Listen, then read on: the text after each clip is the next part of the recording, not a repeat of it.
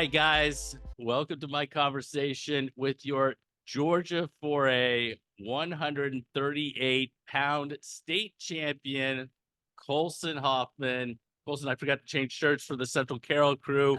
I All good. apologize. But how does that sound, man?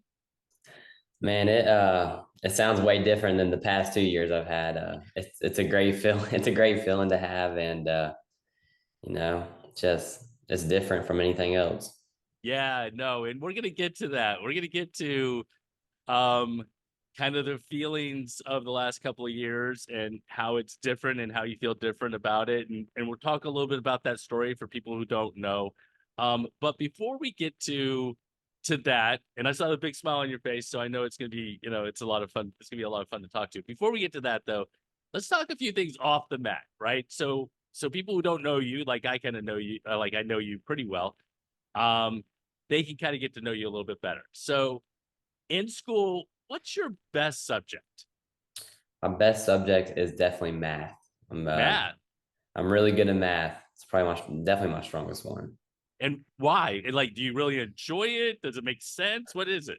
I do really good with like remembering. I mean, the formulas and stuff. I enjoy math too. I feel like I can get it done pretty fast, and it's not too hard for me. So All right. So what is the worst subject? English is definitely the worst subject. but but Ah, we speak English. I mean, what is it? yeah. Language arts is definitely my worst subject. I got you. All right. All right. So what is the best breakfast food? Ooh, I'm gonna have to go crepes or French toast probably. Crepes. I did not Yeah. expect crepes. Does your dad or mom make crepes or you make crepes? No, when I go out, I normally get crepes, but at home the best one's biscuits and gravy. But my favorite's probably crepes. All right. Would you rather be the smartest person in the world or the richest person in the world? Definitely the smartest because I think the smartest can correlate into being rich. Okay. All right. But if you're rich, doesn't mean you're ever going to be very smart. Yes, correct. Although might be a lot of people who are smart who don't end up being rich, Yes. but I'm with you. All right. So roller coasters, are you good or is they're not your thing? For a long time, I was not good until about a year and a half ago, and now I love them. So Oh, really? me and roller coasters are cool now. So, All right. All right. So long run, like way in the future, what is something that you'd like to learn? ooh, I think I'd like to learn like how how different things work like on computers and like how the government is able to look over everything and how they're able to program every single thing and like be able to see everything. So are you really into like computers and that kind of sort of thing and trying to understand that? Not necessarily, but eventually I want to be in the federal law enforcement. So I Okay. feel like being able to know that is would be huge. All right. So, what is a skill that Colson has off the mat that nobody really knows about? What's a talent? Oh, a skill. Probably one of my main skills is, oh, I don't really know. I'm actually I'm pretty good at soccer, so that's one of my other skills.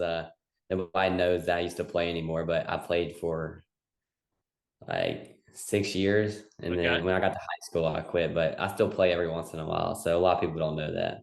Okay. All right. Awesome. So let's go back in time, and I want you to tell me when did you start wrestling? How long have you been wrestling, and who got you into wrestling? So I've been on the mat since I was 3 years old. My both my brothers, older brothers, wrestled. So I've been around it. I was around it my whole life. And then when I got to fourth grade, we didn't, at my old school, Towns County, we didn't really have a good like middle school program or even like a very good kids program. So it kind of pushed me away from wrestling. And I quit wrestling for about 3 to 4 years and I played basketball. And then I moved to Central. And I was still going to play basketball. And my dad was like, we talked to the coach just to see what he has, and it was Coach Duffy. He's the middle school coach there. I Mhm. talked to him, and he's like, just come try it out.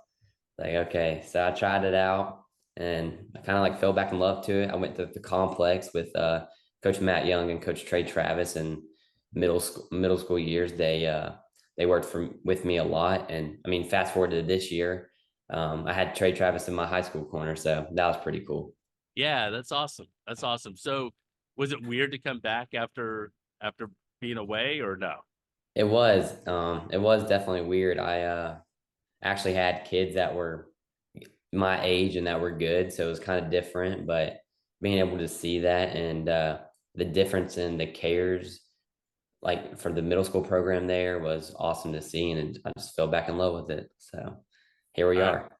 yeah, no doubt, no doubt. So you got I don't know, a little kid or maybe even a freshman coming in, they've never wrestled before, and you're gonna pull them to the side. What's a piece of advice that you would give them? Definitely just keeping your confidence. You're gonna get beat up. You're gonna get beat, and but that's where you learn from it, and just staying with it, getting the extra practices in, or getting an extra workout in, even if it's small. Those are huge. So staying confident and believing in your skills and believing in your coaching was probably what I'd tell them. Cool. All right. So before we get into this year, the last question I have before we get into this year and the last couple of years is who's the best person you've ever wrestled? Whether it's in the room or like in a practice or in a match, who's the best person that you've ever like rolled with? You were like, wow, that person is awesome. Ooh, um, I got to roll with it's kind of funny. I went on vacation with Gabe Swan like 3 years ago, and it wasn't much, but we got to like play roll around with Michael McGee from Arizona State. Oh yeah. So that was pretty cool. And then also got the also got to roll around with Knowing Ninja at the OTC, and some of those boys. There was more than there. I got to roll with some of those boys there, and those were probably the best ones. Yeah, that's awesome. That's awesome. All I right. also So also get good partners in my practice room too with Ty and Gabe and a hundred all of percent. them But you and get to roll with stuff. them all the time. I was Yeah, looking for so that, that person different, that's different. It's yeah. awesome. All right. So for the people who don't know, um, Colson came up short 2 years in a row in the final match. Um, and obviously that changed this year. I want you to kind of just take me through your thinking after you lost in the finals your freshman year. Was it different than losing in the finals your sophomore year? And kind of what were you thinking to yourself? Ooh, freshman year. Well, I kind of all started eighth grade year when I Okay. lost. That kind of motivated me a lot. And then freshman year, I thought I was ready. I did all this preparation. I wrestled Ollie 2 weeks before that as well. So always a tough opponent.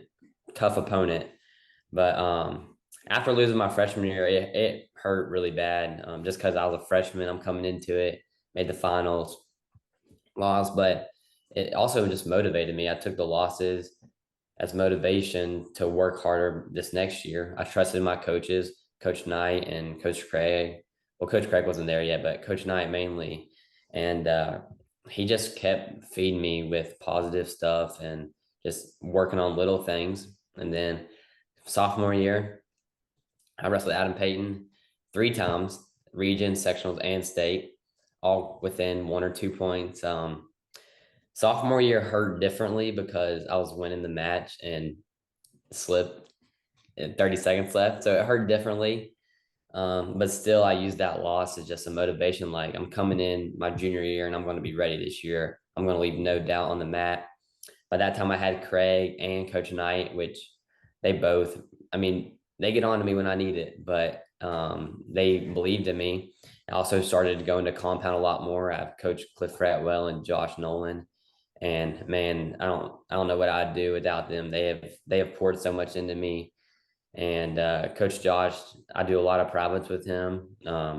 He feeds into me little things, and he trusts in me, and I trust in them. So this year, I did those things, trusted in my training I have, and see how it went.